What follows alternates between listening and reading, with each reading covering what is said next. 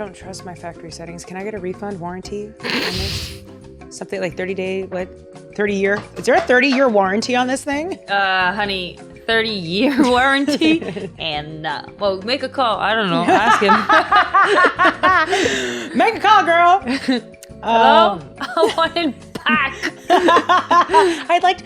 I'd like to make a return on one Brianda Agramonte, 1993, Boston. Yes, February 10th, I believe that's when it was. We're gonna have to redo that. Actually, don't do it at all. Make sure I wasn't born. Oh. Hey! Oh my gosh, see what I'm saying? I just go dark. I don't know. Why do I do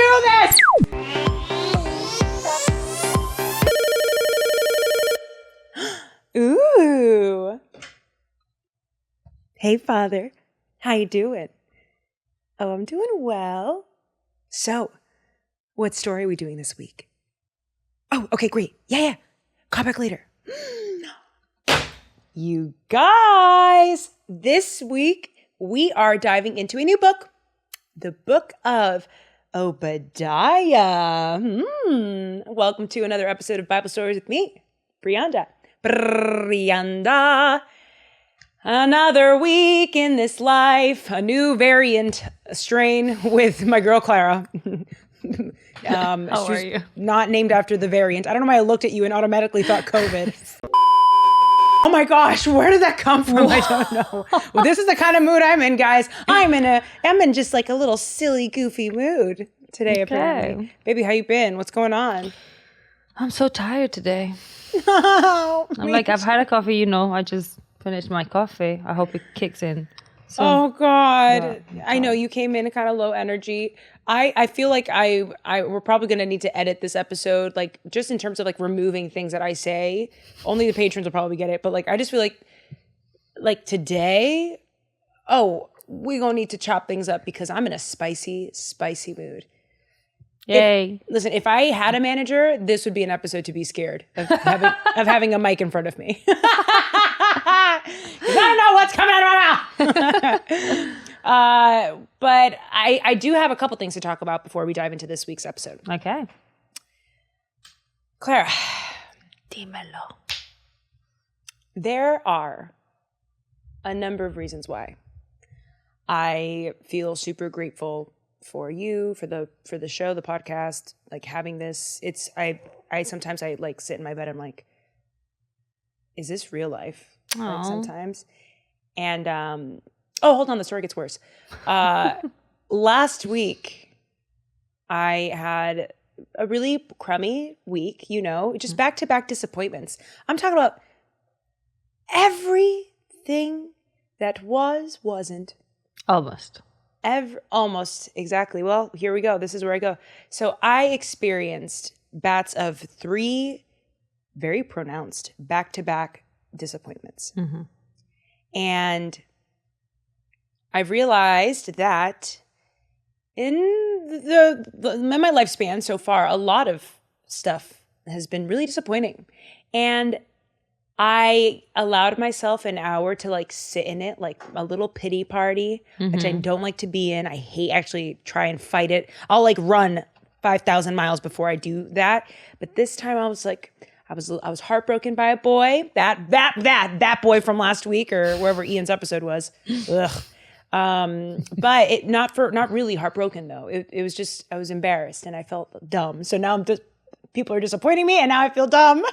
That's a bad recipe for disaster, And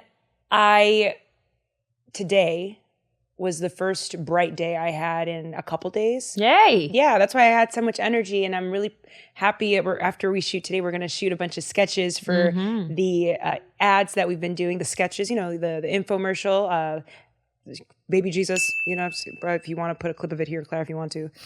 All right, take that away. Well, I had a really bright day today and I said, okay, this is the day where I get to ask the Lord, well, what was that about?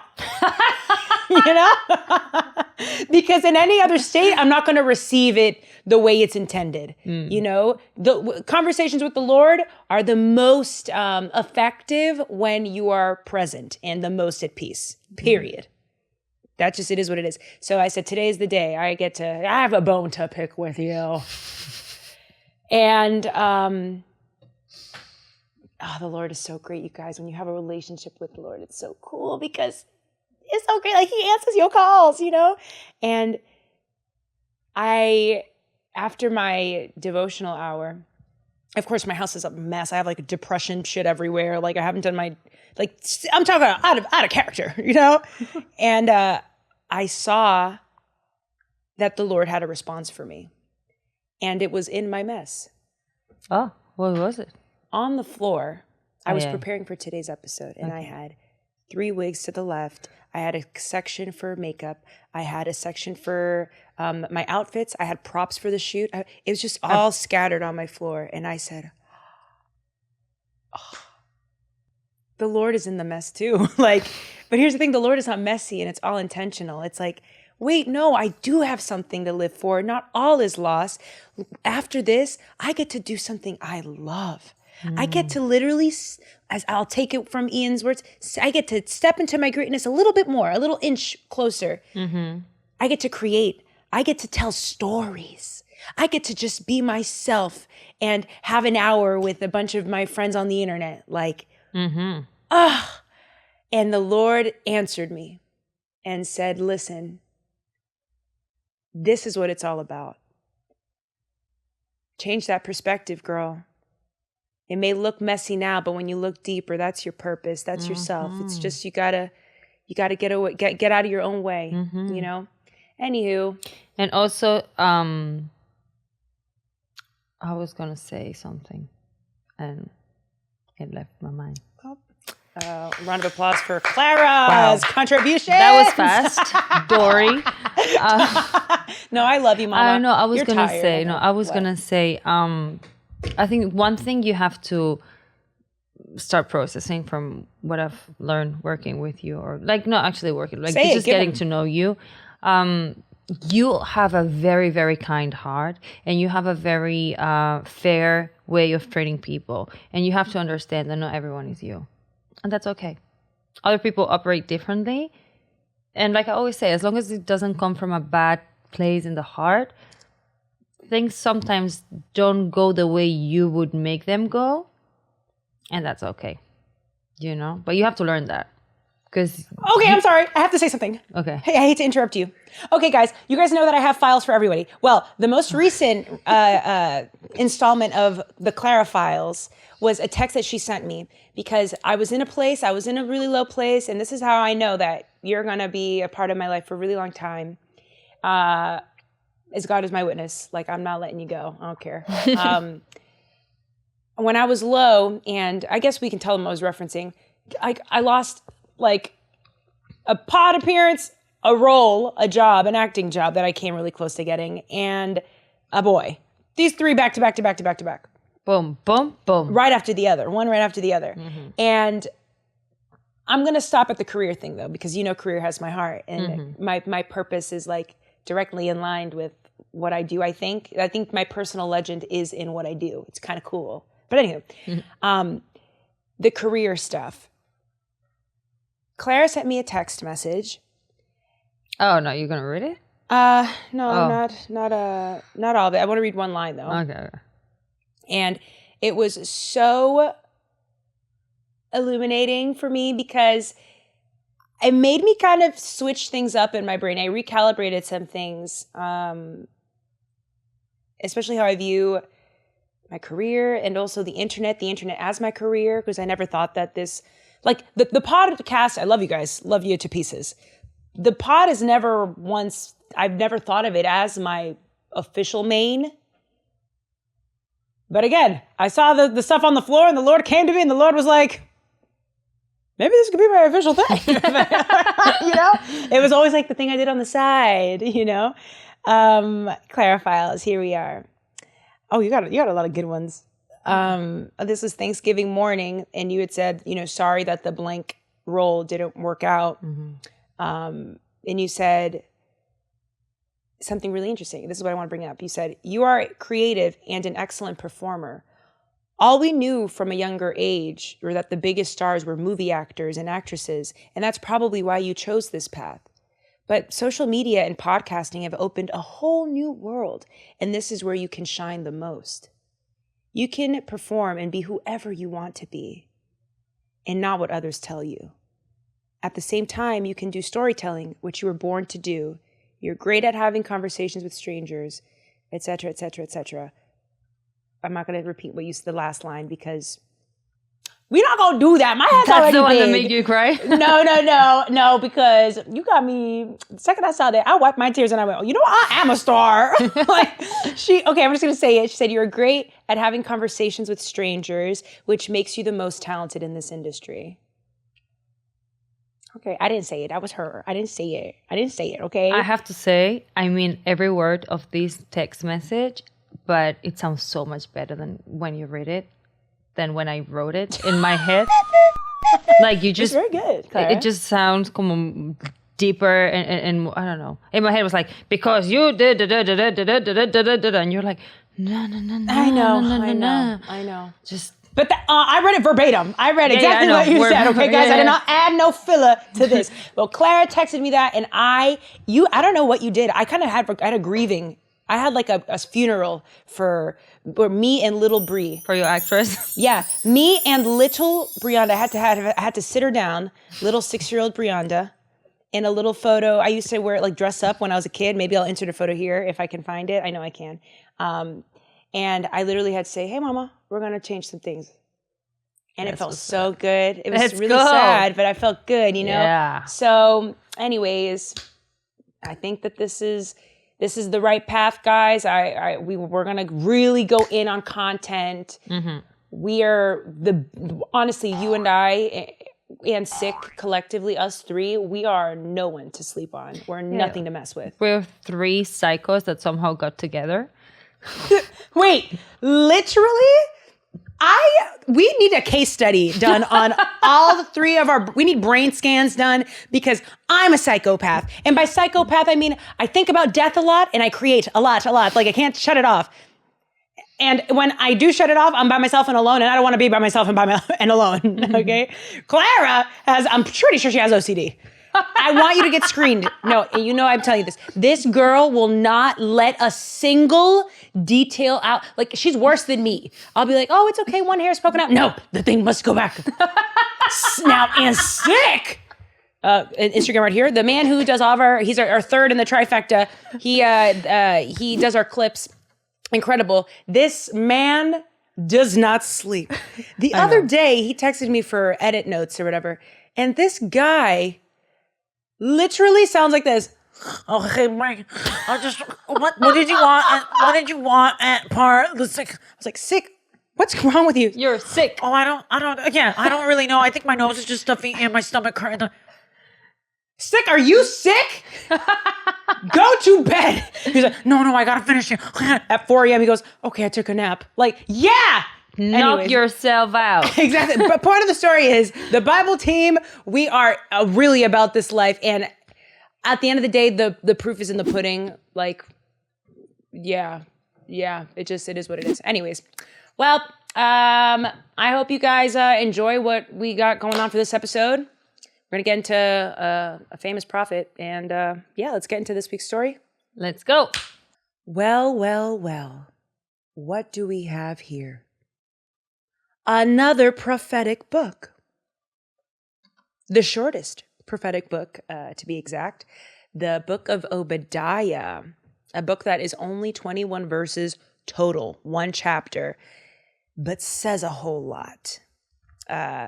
Obadiah is one of the earliest prophets to write a book. Actually, it's so old, people can't even decipher who he really was. Though the ultimate identity of Obadiah is shrouded in mystery, his emphasis on Jerusalem throughout his prophecy of judgment on the foreign land of Edom allows us at least to presume that Obadiah came from somewhere near the holy city in the southern kingdom of Judah. There are other context things we know. The word Obadiah means worshiper of Yahweh. Hey now. Mm. And just with like certain tracing, I mean, people that are way smarter than I am who study the Bible and study the origins of, this ancient Jewish text, They say that Obadiah existed somewhere around 840 BC, around that general area. So again, one of the earliest ones. I wanted to say that the overarching theme of this very short book is how pride, arrogance, and being boastful is sinful.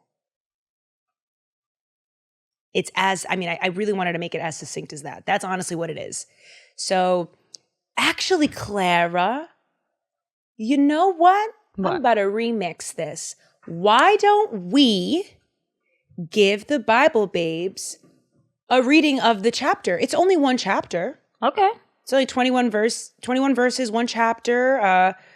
And also, you know what? We can also give the people who are not patrons of our Patreon, patreon.com/Bible Brianda, a little sneak peek at what our audiobook narration series is like. Give them a patron taste. Yes, a little appetizer. Yeah. A little sneak peek, a little sizzler. I like that. I know. All right, Claire, do your thing. Obadiah. The vision of Obadiah. Edom's certain judgment. This is what the Lord God has said about Edom. We have heard a message from the Lord. An envoy has been sent among the nations. Rise up and let us go to war against her. Look, I will make you significant among the nations. You will be deeply despised. Your arrogant heart has deceived you. You who live in clefts of the rock, in your home on the heights, who say to yourself, who can bring me down to the ground? Though you seem to soar like an eagle and make your nest among the stars, even from there I will bring you down. This is the Lord's declaration. If thieves came to you, if marauders by night, how ravaged you would be. Wouldn't they steal only what they wanted? If grape pickers came to you, wouldn't they leave some grapes? How Esau will be pillaged, his hidden treasures searched out. Everyone who has a treaty with you will drive you to the border. Everyone at peace with you will deceive and conquer you. Those who eat your bread will set a trap for you. He will be unaware of it. In that day, this is the Lord's declaration. Will I not eliminate the wise ones of Edom and those who understand from the hill country of Esau? Teman, your warriors will be terrified, so that everyone from the hill country of Esau will be destroyed by slaughter. Edom sins against Judah.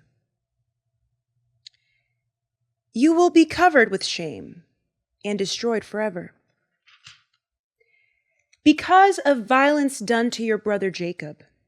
On the day you stood aloof, on the day strangers captured his wealth, while foreigners entered his city gate and cast lots for Jerusalem, you were just like one of them. Do not gloat over your brother in the day of his calamity. Do not rejoice over the people of Judah in the day of their destruction. Do not boastfully mock in the day of distress. Do not enter my people's city gate in the day of their disaster. Yes, you. Do not gloat over their misery in the day of their disaster. And do not appropriate their possessions in the day of their disaster. Do not stand at the crossroads to cut off their fugitives, and do not hand over their survivors in the day of distress. Judgment of the nations. For the day of the Lord is near against all the nations. As you have done, it will be done to you. What you deserve will return on your own head. As you have drunk on my holy mountain, so all the nations will drink continually.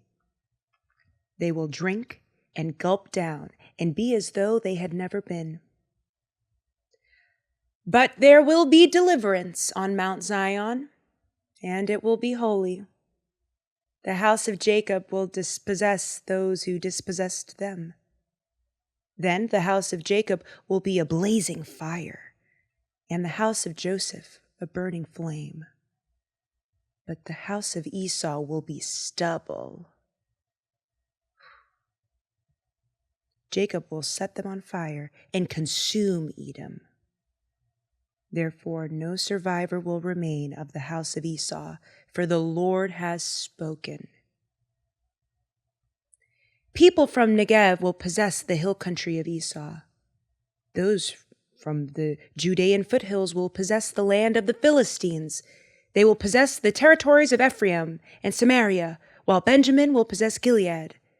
The exiles of the Israelites who are in Halah and who are coming, the Canaanites as far as Zarephath, as well as the exiles of Jerusalem who are in Sepharad, will possess the cities of Negev.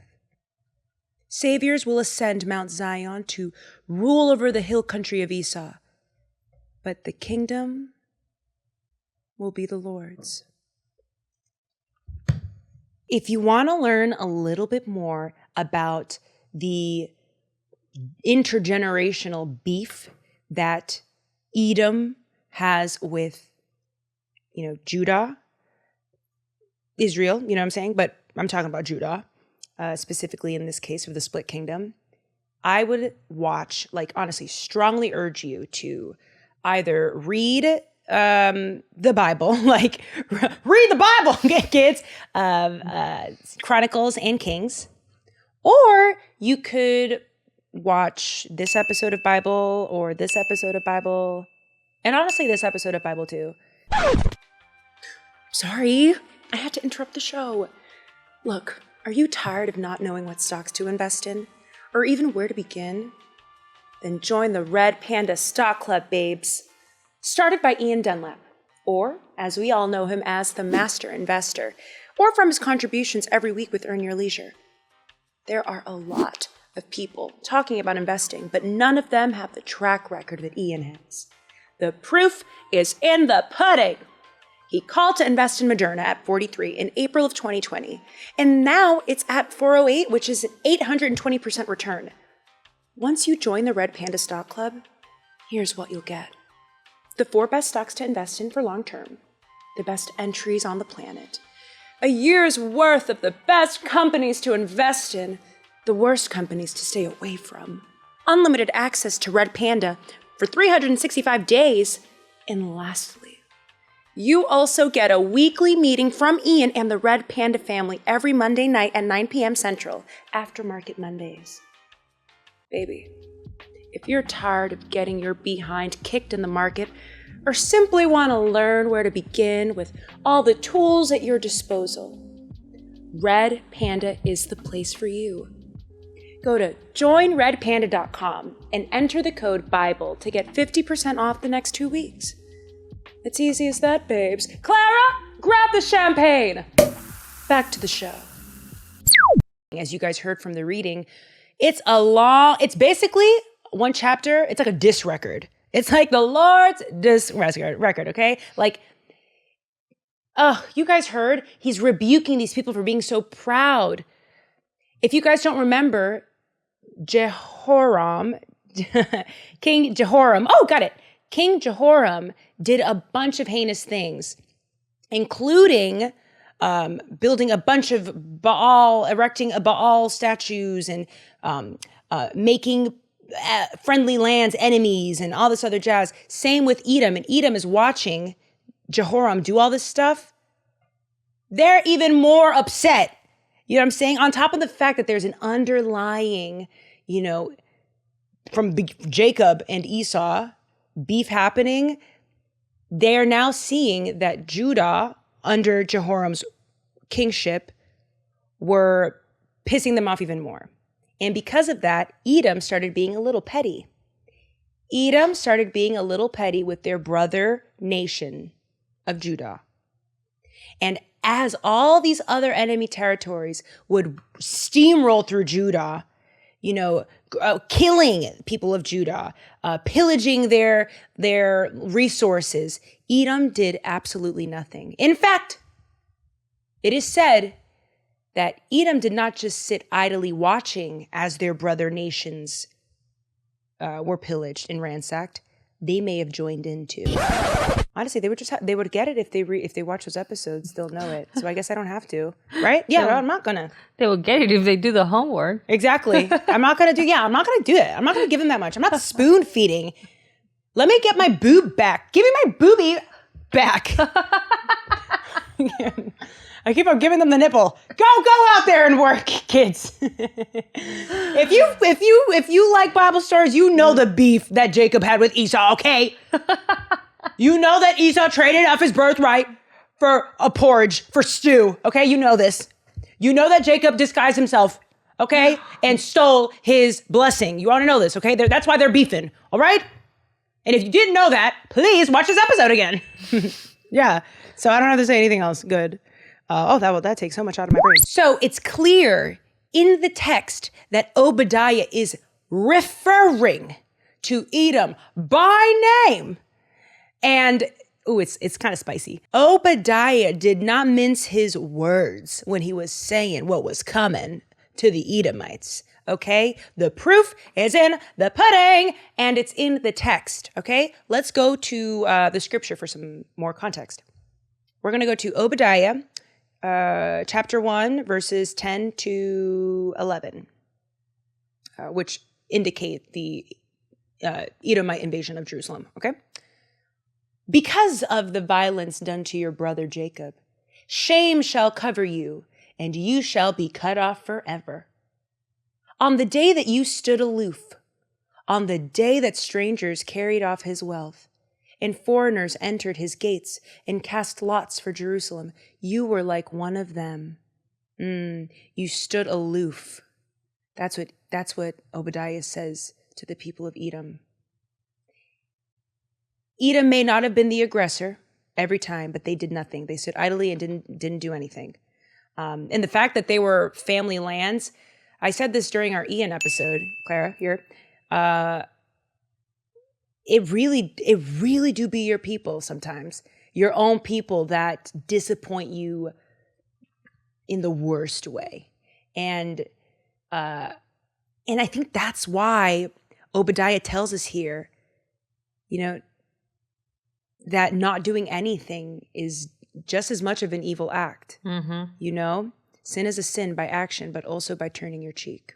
And obviously we've talked about this before, and I said it again in a previous episode, but that little messaging there was written in around 840 BC by prophet Obadiah, a prophet. Mm-hmm.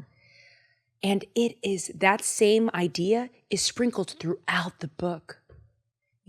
When the Lord does that when he puts those themes in the story, that's not just accidental, and he's not just being poetic. It's something that we need to, as humans, as people, as sisters, as brothers, as friends, as husbands, as daughters, as sons, as cousins, as students, as teachers, we need to realize that any time we are reacting from a place of, pride and arrogance, nothing good is going to come from it, period. Mm-hmm. And if you think that something good is happening, you're actually wrong. You're playing God. You played yourself, because nothing is promised. That's why being petty is pointless. Yeah. No good comes out of it. But it feels good sometimes. Not really. It does. It feels good. Mm-mm. Just sometimes, Clara? 2 minutes. And that's it. Yeah. But then you realize you're being petty, and that doesn't make you the bigger person. I always like to be like the bigger person. Okay, Clara. Okay, we got it. But then, if I'm catch myself being petty, then I don't like me anymore. So I don't like being petty anymore. Yeah, and it's it's even more exhausting to now I have to play someone that I don't even want to be. I'm not someone that I'm not. Mm-hmm. What I said it before, it literally feels like when I operate from that, and I can get petty, you already know this. Yeah. It literally feels like I'm doing this, disconnecting the phone so he doesn't call, or I don't hear it when he calls. So but baby Jesus. You try. Limited time offer this week only. You get a baby Jesus hotline. You get a baby Jesus. And you get a baby Jesus hotline. But yeah, and again, this episode, it's going to be really simple, and it's because Obadiah kept it really short and sweet. I said this before, man. Like sometimes the most effective, profound things can be translated in very few words, and that is how he says it, you know?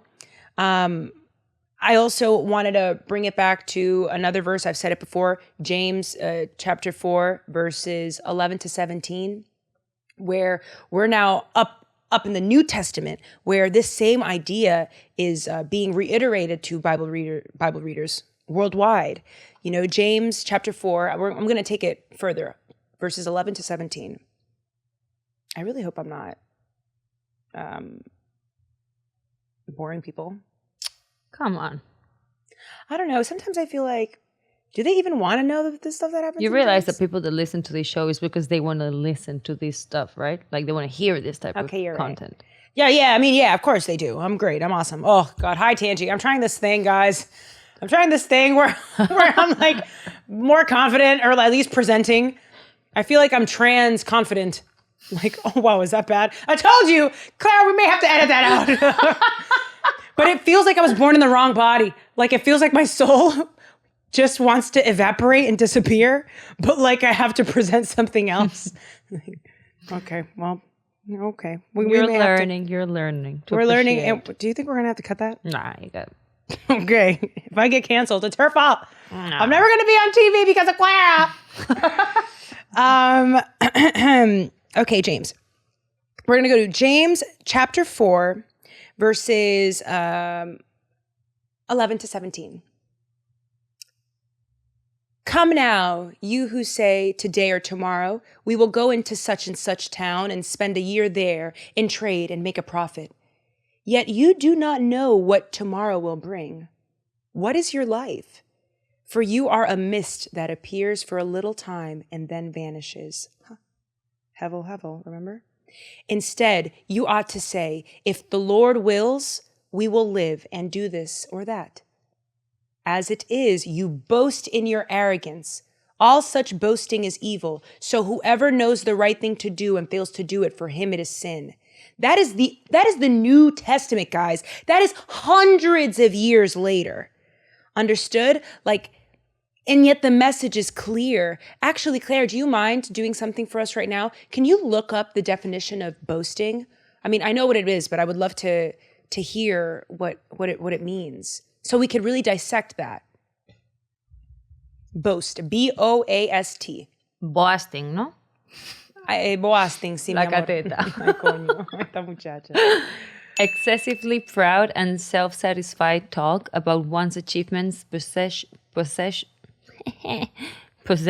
or abilities. There we go. Okay, so in the text, James is talking about boasting about tomorrow. And in a sense, Obadiah is telling the Edomites too, you're doing all of this because you either think that you'll come out scathe-free, like scot-free, you know, or you're so convinced that tomorrow will be like today that you're going to do the act anyways. You're so convinced that your future is set. Okay, I won't. I'll act on pride because tomorrow I'll have what I have today. The second we think like that, we're trying to play God. And Father God don't like that, okay? Also, it says here, you know, we don't know, like, what is it? It says today or tomorrow we will go into such and such town and spend a year there in trade and make a profit. Yet you do not know what tomorrow will bring. That's kind of what the essence of that is. What is your life? For you are a mist that appears for a little time and then vanishes. And I guess it's not even about being boastful per se, because being boastful is the attitude. And you could be aware that you're being boastful. So it isn't about being aware of it. It's about what that attitude makes you do. What the attitude makes you do. You know? The only way you can be an arrogant prick is if you think you have all the answers. That's it. Usually people that think like that are the ones that have the least answers, the most ignorant. Yep. And a whole lot of internal stuff that they need to work through. You know, because secure people they just don't do that. If you're secure in your faith, if you're secure in your relationship with the Lord, you're not operating from that place. That's really humanly. That's like, we're taught to not, follow our own understanding. Lean not on your own understanding, you know. Another really insightful aspect of the book is when you're dealing with an author, a prophet who is so direct and so like minimal wording, like I feel like he could have been good at math or something, I don't know. Or maybe he was like a physicist or something back in his days, you know, is the fact that he also was so clear, crystal clear about what was about to happen and what lands were going to go to who in a very specific way. When I'm talking about, look, the Lord is specific. And when prophets are being specific about the Lord's instruction, it sends chills down my spine. That's how I know that, you know, Jesus is coming back. You know, it's because it's already been said before. And the belief of that ideal coming back is what influences how I live my life now. Oh, praise Jesus. Anywho, we're going to go to Obadiah, obviously chapter 1, verse 18, for more context on how specific the instruction and prophecy that Obadiah spoke out to the Edomites was. Obadiah 1:18. The house of Jacob shall be a fire, and the house of Joseph a flame, and the house of Esau stubble. They shall burn them and consume them, and there shall be no survivor for the house of Esau, for the Lord has spoken. For the Lord has already spoken. The Lord's already taken care of it. The Lord already has it covered. And honestly, it makes you feel really secure because it's like, if you mess with the Lord's babies, it's gonna come back to you. I wouldn't do that if I were you. I would just join us. Come on, let's be on the same team. Come on, don't be evil. Oh, I don't want evil. Oh, I want to be a superhero for evil. Dun dun dun dun dun dun. Like a Powerpuff Girl. And I just like, if you're doing evil things, you get zapped. Like, that would be my superpower. And then I'll end on this. We're winding down the episode because the book is so short. But the ultimate prophecy, which is, the Lord's arrival. Here we have Obadiah, our dear worshiper of Yahweh, prophesying another arrival. You know, it also predicts the end. You know, so does John in Revelation, right? In verse 15 of Obadiah writes, "For the day of the Lord is near upon all the nations. As you have done, it shall be done to you. Your deeds shall return on your own head." Anytime I have, my non-believer friends always say, I believe in energy. I believe in energy. Don't ask them what energy is because but I believe in energy, and also karma is real. What do you mean by karma? Whatever I put out comes back, or whatever you put out comes back to you. Instead of that, anytime they say that, like my little Christian brain goes, okay, as you have done, it shall be done to you. As you have done, it shall be done to you. If you for me, in order for me to understand the world, I got to translate it through my Christian, my newfound. I'm working on it. I'm just establishing. I'm getting out of my baby crib, but in the meantime, I have to understand things through a Christian view, and that's what that is for the people who believe in karma and all that. Which, hey man, karma is real because I believe it this way. So I believe that stuff. And same concept, different words. Exactly, babes. Oh my goodness. I would love to do an episode with a Buddhist or something, someone where we could just do that, tit for tat, maybe verse for verse. Translating. Yes, exactly. That'd be really cool. But I think that's so exciting because it just confirms to me what's later also prophesied in the New Testament, like a second coming of our Lord incarnate. And that final day will come. It'll come for all of us. Judgment will come. And it won't be me. Jesus will do that. Anyways, yeah.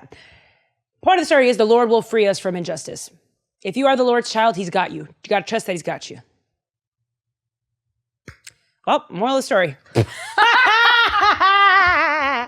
Sorry, guys. Like, I feel like I'm always trying to find stable and waiting. Like, I can't wait. And then sometimes the thoughts that keep me up at night are like, oh, this is life. And it's going to be like that till the end. What are you waiting for? Like, what's that feeling of like, something's better. I have to change to acquire something better. That I have to change. What's stable for you? Stable is peace. Striving for peace. But I've been on survival mode for so long that I don't even know what a life not being on like trying to find stability, trying to be normal, trying to find stability, trying to have a normal life, trying to be stability. Does that make sense? Like trying to be stable literally paralyzes me. And I just caught myself saying like, I can't wait. But it's already happening. I have to like rewire. I can't wait. I want to take it out of my brain for the next like couple months. I can't wait. Why don't you just be here, work with what you have and be here? You know? Maybe the idea that you have of stable is not real. Yeah, it's romanticized. There's always something. Always. There's paces, fast and like slower paces. Yeah. But there's always. That's life, like you said. You'd be dead if everything was plain and quiet and like, no. Yeah, and gosh. Tampoco así all the time, you know. Like I said, like sometimes like this. Well, can I tell you something? Like Jesus makes me feel stable. Clara, I'm telling you, if you knew Brianda before, I mean, I've always been, I would say, some people who knew me before, I'm not mean. I've never been mean-spirited, like, but I think like I had a fear of being misunderstood, and that's the bigger thing. The fear of being misunderstood, the fear of not being liked, the fear of not being received, and like wanting to feel that kind of stuff. I think that's the one. Everyone has that. Ugh, Jesus. It's a normal thing to have. We are social animals. Well, what's Here great comes about the scientist, ka-ching. But we're social animals. We need for our survival. We need to operate in group. And the only way of being included in the group is being liked. So that's on your nature, is your factory settings. I don't trust my factory settings. Can I get a refund warranty on this? Something like 30-day, 30-year? Is there a 30-year warranty on this thing? Honey, 30-year warranty? And well, make a call. I don't know. Ask him. Make a call, girl. Hello? I want it back. I'd like to make a return on one Brianda Ackermonte, 1993, Boston.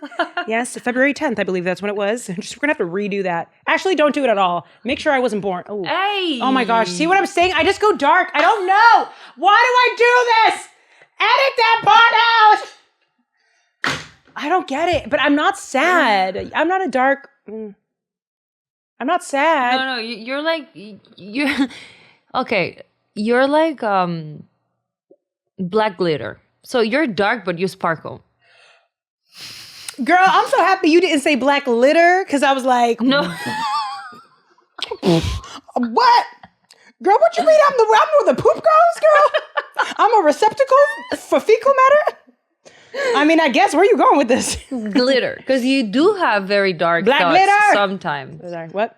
You do have very dark thoughts sometimes, but I always do. You shine. And it's like, it's dark, but I don't receive it, maybe because you add the comedy filter to it, but I don't receive it as, like, that joke right now. I don't receive, like, como too much, or you're about to do something, like, hurt yourself after you leave here, or, like, you know what I mean? So, yes, you do have tendencies to go to the dark side, but always with a sparkle and with, I don't know, you make it less bad. You know, you want to know what really sucks? Is that my favorite people, like, we're also, like, comedians that were dark, too, but you would never see. But, like, when I think about it, it's, like, Robin Williams, like... That's most comedians, yeah. Yeah. Anyways, let's get into moral of the story. I mean, I don't even know if we're going to use that, but I don't know why I wanted to tell that to you. Let's go. That's nice. Ready? Moral of the story is, just because we are made in the image of God, don't mean we got it like God, okay? Only God can do godly things, including ultimate justice. That's right, I said it. Evil people gonna get it one way or another. Because when we give it all to God and walk in faith by grace and grace alone, that includes vengeance. Let's remember that peace and oneness is found in love and kindness. That is the core of what being present is all about. Sensations of rage and fury alert us that we're not in the present. I mean, they do remind us that we are human, though.